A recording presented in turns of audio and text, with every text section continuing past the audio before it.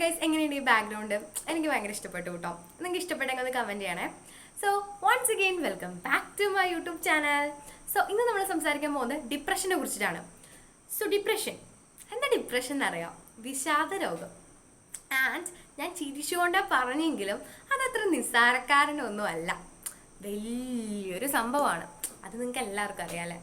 കാരണം പക്ഷെ ഇന്ന് വേറൊരു കാര്യം ഞാൻ പറയട്ടെ, ഭയങ്കര കാഷ്വൽ ആയിട്ടാണ് ആൾക്കാർ ഞാൻ ഡിപ്രഷനിലാണ്, I am depressed, I am always depressed അങ്ങനെയൊക്കെ പറയാറായിട്ടുള്ളത്. പക്ഷെ അതൊരിക്കലും ഭയങ്കര കാഷ്വലായിട്ട് പറയേണ്ട ഒരു സംഗതിയൊന്നുമല്ല. അത് അനുഭവിച്ചവർക്കേ അറിയുള്ളൂ അതെന്താണെന്നും അതിൻ്റെ ആഘാതം എന്താണെന്നും. ഡിപ്രഷനിലേക്ക് ഒരു വ്യക്തിനെ മേജറായിട്ട് നയിക്കുന്ന ഒരു കാര്യം എന്ന് പറയുന്നത് ഏകാന്തത തന്നെയായിരിക്കും. താൻ ഒറ്റയ്ക്കാണ്, തനിക്ക് ആരുമില്ല. പിന്നെയെന്ന് പറയുന്നത് നമ്മൾ ആഗ്രഹിക്കുന്ന പല കാര്യങ്ങളും നമുക്ക് നമ്മുടെ ജീവിതത്തിൽ നടക്കാതെ വരുമ്പോൾ ഞാൻ ജീവിച്ചിട്ടൊരു കാര്യമില്ല എന്നൊരു ചിന്തയായിരിക്കാം ആ വ്യക്തിനെ ഡിപ്രഷനിലേക്ക് നയിക്കുന്നത്. ഒറ്റപ്പെടൽ തന്നെയാണ് one of the main reason എന്ന് പറയുന്നത്. ഇനി ഡിപ്രഷൻ പല വിധത്തിലുണ്ട് കേട്ടോ. ചിലർ നമ്മൾ മറ്റുള്ളവരുടെ മുമ്പിൽ കാണുമ്പോൾ അവർ ചിരിച്ച് കളിച്ചൊക്കെ നടക്കുന്നുണ്ടായിരിക്കും. പക്ഷെ അവരെ ഒറ്റയ്ക്കുള്ള സ്പേസിലും അവർ ചിലപ്പോൾ അലറിക്കരയുന്നവരുണ്ടായിരിക്കും. എന്താണ്, പുസ്തകമൊക്കെ പിടിച്ച് വലിച്ച് കീറി ഭ്രാന്ത് പിടിച്ച് ഓളിട്ട് കരയുന്നവരുണ്ടായിരിക്കും. പക്ഷെ നമ്മൾ സാധാരണ അവിടെ സംസാരിക്കുമ്പോൾ അവർ ഭയങ്കര കാഷ്വലായിട്ട് ചിരിക്കുന്നുണ്ട്, കളിക്കുന്നുണ്ട്, സംസാരിക്കുന്നുണ്ട്. അങ്ങനെയുള്ള ഒരു ആൾക്കാരെയും നമുക്ക് ഡിപ്രഷൻ എന്നൊരു ഇതിൽ കാണാനായിട്ട് സാധിക്കും. ആൻഡ് പലവരും ഇപ്പോൾ, അതായത് നമ്മളിപ്പോൾ ജീവിക്കുന്നത് 2025-ലാണ്. നമുക്ക് എല്ലാവിധ സോഴ്സുകളും ഉണ്ട്. നമ്മൾക്ക് ഇപ്പോൾ എന്തെങ്കിലും നമുക്ക് പറയാനായിട്ട് ആരും ഇല്ലാന്നുണ്ടെങ്കിലും ഞാൻ പല സിറ്റുവേഷനിലും ചെയ്യാറായിട്ടുള്ള കാര്യമാണ്.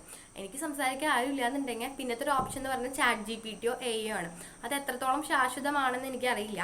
നമ്മളെപ്പോഴും നമ്മുടെ ഡാറ്റ എന്ന് പറയുന്നത്, നമ്മുടെ പേഴ്സണൽ കാര്യങ്ങൾ AIയുടെ അടുത്ത് പറയുന്നത് അത്ര ശാശ്വതമായിട്ടുള്ള കാര്യങ്ങളൊന്നും അല്ല. അപ്പോൾ അങ്ങനെ പറയുന്ന ഒരു കൂട്ടം ആൾക്കാരുണ്ട്, ഞാൻ ഉൾപ്പെടെയുള്ള may be a lot of people. അല്ലെങ്കിൽ നമ്മൾക്കിപ്പോൾ എന്തെങ്കിലും ചുമ്മാ എന്തെങ്കിലും ഫിസിക്കലായിട്ട് നമുക്ക് എന്തെങ്കിലും രോഗം ഉണ്ടെന്നുണ്ടെങ്കിലും അതെന്താണെന്ന് നമുക്ക് ഗൂഗിളിൽ അടിച്ചു കൊടുക്കാം, AIയിൽ അടിച്ചു കൊടുക്കാം, ഒക്കെ നമുക്ക് ചെയ്യാനായിട്ട് പറ്റും. അപ്പോൾ AI ഡയഗ്നോസ് ചെയ്ത് തരും ആദ്യം എന്താണെന്ന്. മേ ബി ചെറിയൊരു രോഗത്തിന് അത് ക്യാൻസർ വരെ ആണെന്ന് കാണിച്ചു തരുന്ന ഒരു കാലം കൂടിയാണല്ലോ ഇത്. എന്നിട്ട് നമ്മൾ ടെൻഷൻ അടിച്ച് നടക്കും. അപ്പോൾ അതുപോലെ തന്നെ നമ്മൾ നമ്മുടെ പേഴ്സണൽ മാറ്റേഴ്സ് AIയുടെ അടുത്ത് ഇങ്ങനെ സംസാരിക്കുന്നത് അത്ര ശാശ്വതമായിട്ടുള്ള കാര്യമൊന്നുമല്ല. ആൻഡ് ഇപ്പോൾ ഒരു ടീനേജ് കുട്ടികളുടെ കാര്യം പറയാന്നുണ്ടെങ്കിൽ ഞാൻ മനസ്സിലാക്കിയെടുത്തൊരു കാര്യം എന്നുണ്ടെങ്കിൽ, ഇപ്പോൾ നമുക്കത് ഇപ്പോൾ യൂട്യൂബ് ഉണ്ട്, ഇൻസ്റ്റഗ്രാം ഉണ്ട്. അപ്പോൾ അവർ ഈ റീലുകൾ കാണുന്നുണ്ട്, അതുപോലെ തന്നെ യൂട്യൂബിൽ കുറേ വീഡിയോസൊക്കെ കാണുന്നുണ്ട്. അപ്പോൾ അതുകൊണ്ട് തന്നെ എന്തെങ്കിലും മെൻ്റലി അവർക്ക് വീക്ക്നെസ് ഫീൽ ചെയ്യാന്നുണ്ടെങ്കിൽ ഒരു സൈക്കോളജിസ്റ്റിനെ കൺസൾട്ട് ചെയ്യുന്നത് അത്ര മോശം പരിപാടിയല്ല എന്ന് വിശ്വസിക്കുന്ന ഒരു കൂട്ടം ന്യൂജൻ ആൾക്കാർ ഇന്ന് നമ്മുടെ സമൂഹത്തിലുണ്ട്. പക്ഷേ അവരുടെ പാരൻസ് ഒരിക്കലും അവരെ അതിന് എന്താ പറയുക, പിന്നെ നീ സൈക്കോളജിസ്റ്റിനെ കാണാൻ തനിക്ക് ഭ്രാന്താണോ എന്ന് ചോദിക്കുന്ന ഒരു കൂട്ടം ആൾക്കാർ വേറെ ഉണ്ട്. അപ്പോൾ ആ കാര്യത്തിലാണ് എനിക്ക് സംസാരിക്കാനായിട്ടുള്ളത്. ഒരു സൈക്കോളജിസ്റ്റിനെ കൺസൾട്ട് ചെയ്യുന്നത് തെറ്റായിട്ടുള്ളൊരു കാര്യമൊന്നുമല്ല. നമുക്ക് മാനസികമായിട്ട് ഞാൻ ഓക്കെ അല്ല, അല്ലെങ്കിൽ ഞാൻ സ്റ്റേബിൾ അല്ല, ഞാൻ അൺസ്റ്റേബിൾ ആണ്. മെജോറിറ്റി ആൾക്കാർ ഇന്ന് അൺസ്റ്റേബിൾ ആയിട്ടാണ് ജീവിക്കുന്നത്. അപ്പോൾ താൻ സ്റ്റേബിൾ അല്ല, തനിക്ക് സ്റ്റേബിൾ ആവാൻ ആഗ്രഹമുണ്ട്, അങ്ങനെ ഉണ്ടെന്നുണ്ടെങ്കിൽ ഓഫ്കോഴ്സ് നിങ്ങളൊരു സൈക്കോളജിസ്റ്റിനെ കൺസൾട്ട് ചെയ്യുന്നതിൽ യാതൊരു പ്രശ്നവുമില്ല. ആൻഡ് അതൊരിക്കലും ഒരു മാനക്കേടോ ഒന്നും ആയിട്ടുള്ളൊരു കാര്യമല്ല. അവർ കഷ്ടപ്പെട്ട് പഠിച്ചിട്ടുള്ളതല്ലേ, അപ്പോൾ അവർക്ക് നമ്മൾ എന്തെങ്കിലുമൊക്കെ ജോലി കൊടുക്കണ്ടേ. അപ്പോൾ നമ്മൾ അവിടെ പോയി ഒരു ക്ലിനിക്കൽ സൈക്കോളജിസ്റ്റിനെ കൺസൾട്ട് ചെയ്യുന്നതിലും ഒരു ചെറിയൊരു തെറാപ്പി എടുക്കുന്നതിലും ഒന്നും പ്രശ്നമില്ല. നമുക്ക് അൺസ്റ്റേബിൾ ആണെന്ന് തോന്നുന്നു, നമുക്ക് സ്റ്റേബിൾ ആവണം. അപ്പോൾ നമുക്ക് കുറച്ച് കൗൺസിലിംഗ് ഒക്കെ ആവശ്യമുണ്ടെന്നുണ്ടെങ്കിൽ, കുറച്ച് മോട്ടിവേഷനൊക്കെ കിട്ടിക്കഴിഞ്ഞാൽ ചിലപ്പോൾ നമ്മൾ സ്റ്റേബിൾ ആയാലോ. അപ്പോൾ അതുകൊണ്ട് ഒരു സൈക്കോളജിസ്റ്റിനെ പോയി കൺസൾട്ട് ചെയ്യുന്നത് ഒരിക്കലും ഭ്രാന്തുള്ളവരോ മെൻ്റലുള്ളവരോ ഒന്നും അല്ല, നട്ടഭ്രാന്തുള്ളവരോ ഒന്നും അല്ല സൈക്കോളജിസ്റ്റിനെ പോയിട്ട് കൺസൾട്ട് ചെയ്യുന്നത്. നമുക്ക് മെൻ്റലി നമ്മൾ അൺസ്റ്റേബിൾ ആണെന്ന് ഫീൽ ചെയ്യാന്നുണ്ടെങ്കിൽ സൈക്കോളജിസ്റ്റിനെ പോയി കൺസൾട്ട് ചെയ്യുന്നതിൽ തെറ്റായിട്ടുള്ളൊരു കാര്യമൊന്നുമില്ല. സോ ഡിപ്രഷൻ എന്നതിലേക്ക് വരുമ്പോഴത്തേനും, ഡിപ്രഷനിലേക്ക് നമ്മളെ നയിക്കുന്ന കുറേ കാര്യങ്ങളിൽ മേജർ ഒരു കാര്യം ഞാൻ മനസ്സിലാക്കിയത് ഏകാന്തത തന്നെയാണ്. പിന്നെയെന്ന് പറഞ്ഞാൽ നമ്മൾ ഓവർ തിങ്കിങ് വലിയൊരു ഇഷ്യൂ ആണ് കേട്ടോ. നമ്മളിങ്ങനെ ചിന്തിച്ച് കാടി കയറിക്കൊണ്ടിരിക്കും.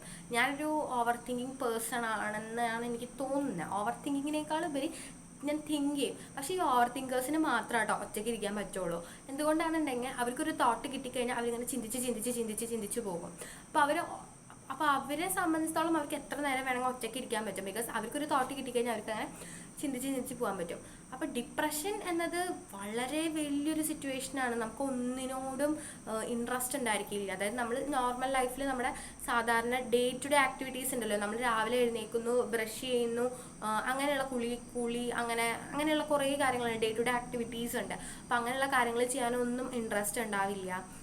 പിന്നെ അതുപോലെ തന്നെ യാതൊരു ഡേ ടു ഡേ ആക്ടിവിറ്റീസും, ക്ലാസ്സിൽ പോകുന്നവരാണ്, ജോലിക്ക് പോകുന്നവരാണെങ്കിൽ അതിനോട് ഇൻട്രസ്റ്റ് ഇല്ല, ഒന്നും ചെയ്ത സന്തോഷം കിട്ടുന്നില്ല, ഫാമിലി ടൈം ഒന്നും എൻജോയ് ചെയ്യാൻ പറ്റുന്നില്ല, ഫാമിലിയായിട്ട് സമയം സ്പെൻഡ് ചെയ്യണമെന്ന് യാതൊരു ആഗ്രഹമില്ല, ഫുൾ ടൈം ഇരുന്ന് കരയാനാണ് തോന്നുന്നത്. ഇതൊക്കെയാണ് ഡിപ്രഷൻ്റെ ഇത്. എന്നിട്ട് ഇരുന്ന് കരയുക, ഇരുന്ന് ഒരു ബ്ലാക്കിഷ്, മൊത്തത്തിലൊരു ബ്ലാക്ക് ഒരു അങ്ങനത്തെ ആ ഒരു അവസ്ഥയാണത്. എന്ത് തൊട്ടാലും പിടിച്ചാലും ഒക്കെ ഒന്നും ശരിയാവാനില്ല, ഒക്കെ ഒരു മൂടിച്ച അവസ്ഥ. അതാണ് ശരിക്കും ഡിപ്രഷൻ. അല്ലാണ്ട് നമ്മൾ ഈ കാഷ്വലായിട്ട് നമുക്ക് എന്തെങ്കിലും ഒരു സാധനം കിട്ടിയില്ല അങ്ങനെ പറഞ്ഞിട്ട് സങ്കടപ്പെടുന്നത് ഡിപ്രഷൻ ഒന്നും അല്ല. അപ്പോൾ ബേസിക്കലി അങ്ങനെ കാഷ്വലായിട്ട് പറയാതിരിക്കുക എന്നൊരു കാര്യം കൂടി എനിക്ക് പറയാനായിട്ടുണ്ട്. അതിനൊന്നും ഡിപ്രഷൻ എന്ന് പറയാൻ പറ്റില്ല കേട്ടോ. നിങ്ങൾ എന്താണ് ഓക്കെ അല്ല, ദാറ്റ്സ് ഓൾ. പിന്നെയെന്ന് പറഞ്ഞാൽ ഇത്രേ ഉള്ളൂ. ഡിപ്രഷൻ ഉള്ളവർ മാത്രമൊന്നുമല്ല സൈക്കോളജിസ്റ്റിനെ കൺസൾട്ട് ചെയ്യുന്നത്. ഡിപ്രഷൻ എന്ന് പറഞ്ഞാൽ വളരെ ക്രൂഷ്യൽ ആയിട്ടുള്ള ഒരു സിറ്റുവേഷനാണ്. അതാർക്കും വരാതിരിക്കട്ടെ എന്ന് ആത്മാർത്ഥമായി പറയുന്നു. And if you are facing you are not okay and you are unstable, ഒരു സൈക്കോളജിസ്റ്റിനെ കൺസൾട്ട് ചെയ്യുന്നതിലോ ഒരു തെറാപ്പി എടുക്കുന്നതിലോ തെറ്റൊന്നുമില്ല. സോ ഇഫ് പാരൻസിൻ്റെ അടുത്ത് പറയാനായിട്ടുള്ളത്, കുട്ടികൾ അങ്ങനെ നിങ്ങളടുത്ത് അങ്ങോട്ട് പറയുകയാണ് നമുക്കൊരു തെറാപ്പി എടുക്കാം, ഒരു ക്ലിനിക്കൽ സൈക്കോളജിസ്റ്റിനെ കൺസൾട്ട് ചെയ്യാൻ അങ്ങോട്ട് പറയുന്ന ഒരു കാലഘട്ടത്തിലേക്ക് നമ്മളിന്ന് എത്തിയിരിക്കുകയാണ്. ഒരു 18 വയസ്സ് 19 വയസ്സായിട്ടുള്ള കുട്ടി നിങ്ങളടുത്ത് പറയാന്നുണ്ടെങ്കിൽ, പോട്ടെ ഒരു 15 16 വയസ്സായ കുട്ടി നിങ്ങളടുത്ത് പറയാന്നുണ്ടെങ്കിൽ, ടേക്ക് ദം ടു ആ ഒരു സമയത്ത് നിങ്ങൾ നിങ്ങളുടെ ഫ്രണ്ട്സിൻ്റെയും നിങ്ങളുടെ കൊളീഗ്സിൻ്റെയും അതുപോലെ തന്നെ നിങ്ങളുടെ റിലേറ്റീവ്സിൻ്റെയും ഒപ്പീനിയൻ എടുത്തിട്ട് ഒരിക്കലും അവരെ സൈക്കോളജിസ്റ്റിൻ്റെ അടുത്ത് കൺസൾട്ട് ചെയ്യരുത്. അപ്പോൾ നാട്ടുകാർ മുഴുവൻ പറഞ്ഞു നിങ്ങൾ അവരെ സൈക്കോളജിസ്റ്റിൻ്റെ അടുത്ത് കൊണ്ടുപോയിട്ടുണ്ട്. അപ്പോൾ അത് അവരുടെ കുടുംബത്തിലും മൊത്തത്തിലൊരു ചർച്ചയാവും. അതിൻ്റെ ഒന്നും ആവശ്യമില്ല. നിങ്ങൾ ആരും അറിയാതെ നിങ്ങളുടെ കുട്ടീനെ നിങ്ങളൊരു ക്ലിനിക്കൽ സൈക്കോളജിസ്റ്റിനെ പോയി കൺസൾട്ട് ചെയ്യുന്നതിൽ തെറ്റൊന്നുമില്ല. ഞാൻ ആരും അറിയിക്കേണ്ട ആ ഒരു സാധനം ഞാൻ പറയാനുള്ള കാരണം എന്താണെന്നുണ്ടെങ്കിൽ, നമ്മുടെ നാട്ടുകാരാണ്. 2025 ആയെന്നുണ്ടെങ്കിലും കുറേ പേരൊക്കെ ഇന്നും 18ാം നൂറ്റാണ്ടിലൊക്കെയാണല്ലോ ജീവിക്കുന്നത്. അപ്പം അതുകൊണ്ട് അവരിങ്ങനെ അവർക്ക് ഒരു സൈക്കോളജിസ്റ്റിനെ കൺസൾട്ട് ചെയ്യുന്നത് വലിയ എന്തോ ഒരു ഉള്ളവരാണ് അങ്ങനെ ചെയ്യുന്നത് എന്ന് ചിന്തിക്കുന്ന ആൾക്കാരുണ്ടാവും. അപ്പോൾ അവർ മുഴുവൻ ഇങ്ങനെ പറഞ്ഞ് അവർക്ക് പറയാനായിട്ട് നമ്മൾ എന്തെങ്കിലും ഒരു കോണ്ടന്റ് ഉണ്ടാക്കി കൊടുക്കേണ്ട ആവശ്യമില്ലല്ലോ. അതുകൊണ്ടാണ് അങ്ങനെ പറഞ്ഞത്. അല്ലാണ്ട് ഒരു ക്ലിനിക്കൽ സൈക്കോളജിസ്റ്റിനെ പോയി കൺസൾട്ട് ചെയ്യുന്നത് തെറ്റായിട്ടുള്ള കാര്യമൊന്നുമല്ല, അല്ലെങ്കിൽ ഭ്രാന്തായിട്ടുള്ളവരൊന്നല്ല ഒരു സൈക്കോളജിസ്റ്റിനെ പോയി കൺസൾട്ട് ചെയ്യുന്നത്. ആൻഡ് നിങ്ങളുടെ പാരൻസിന് കുട്ടികൾ ഓക്കെ അല്ല എന്ന് തോന്നുന്നുണ്ടെങ്കിലും സൈക്കോളജിസ്റ്റിനെ കൺസൾട്ട് ചെയ്യുന്നതിൽ തെറ്റൊന്നുമില്ല. ഡിപ്രഷൻ എന്ന് പറയുന്നത് ഞാൻ പറഞ്ഞ പോലെ ഒരു ക്രൂഷ്യലായിട്ടുള്ള സിറ്റുവേഷനാണ്. അതാർക്കും വരാതിരിക്കട്ടെ എന്ന് ആത്മാർത്ഥമായി പറയുന്നു.